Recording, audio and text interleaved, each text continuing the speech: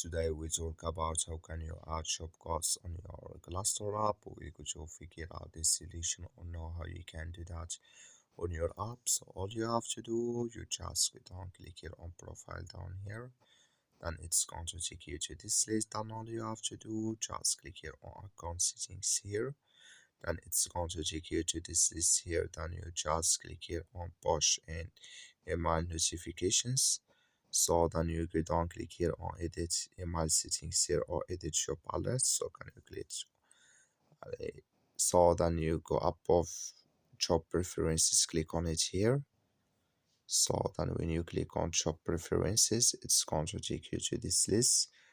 You just switch into open video. So when you click on shop preferences, click you come to job goals, click in this sign. Then when you click in this sign here, it's going to show for you this list. Then here can you add your shop title in this red location in here remote work preferences. Click here on save, so then it's going to save video.